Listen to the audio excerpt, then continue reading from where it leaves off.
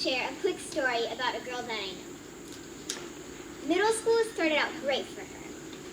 She had tons of friends and was so excited about starting a new chapter in her life. But soon, things went downhill for her. A couple of her friends discreetly taunted her, and she felt like she was growing apart with the rest of them. But this girl talked to her parents and became more assertive with these girls, and now is back to those friendships that she had at the beginning. Hi, I'm Manzara Melman, and I'm going to talk to you about finding balance in middle school. So first, I'm going to take a quick show of hands. Who finds that your stress level is higher than it should be? Well, if you raised your hand, you're not the only one who feels that way. In fact, many teens feel that way. Let's look at stress levels on a scale from 1 to 10. 10 being really high and 1 being the lowest.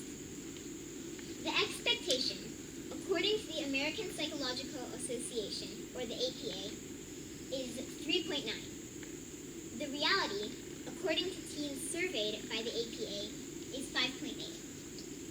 I conducted a survey of ICSA 6th graders about stress and got 17 responses.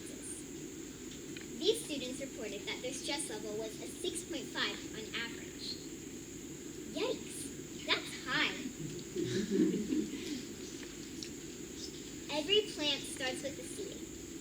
What are the seeds of stress for middle schoolers? Again, this is information from the survey, but I believe that many people can relate to these. So, 76.5% of the students reported that academics cause their stress. 41.2% said peer pressure. 29.4% said family issues. 29.4% said social drama. 17.6% said sports rivalry. And 23.5% said other, which includes themselves, technology problems, and vulnerability. Vulnerability is being afraid of people finding out things that you don't want them to know about you. Here are some other statistics from the student survey I conducted. This one shows how stressed students get for quizzes or tests. On average, it is a 7.2.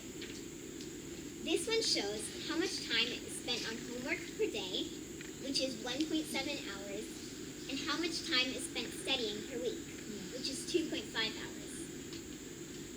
And lastly, this one shows if homework interferes with activities. 7 people said it does, 3 people said it doesn't, and 7 people said sometimes it does.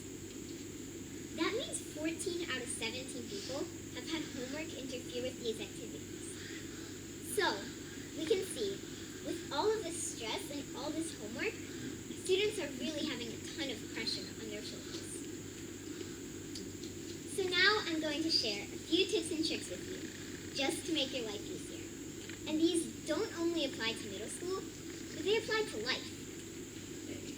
My first tip, stay out of drama. Just because you're a drama queen doesn't mean I'm going to treat you like royalty.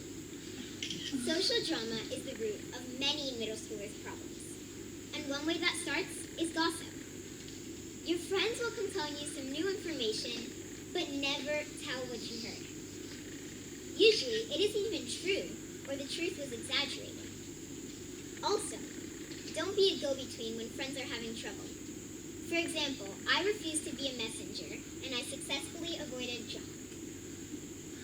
My second tip, be yourself. Be a voice, not an echo. Don't change for who people want you to be. Find friends who like the real you. Everybody's personality is different, just like everybody's voice. And if somebody doesn't like the real you, then find somebody who does, because there's always someone out there.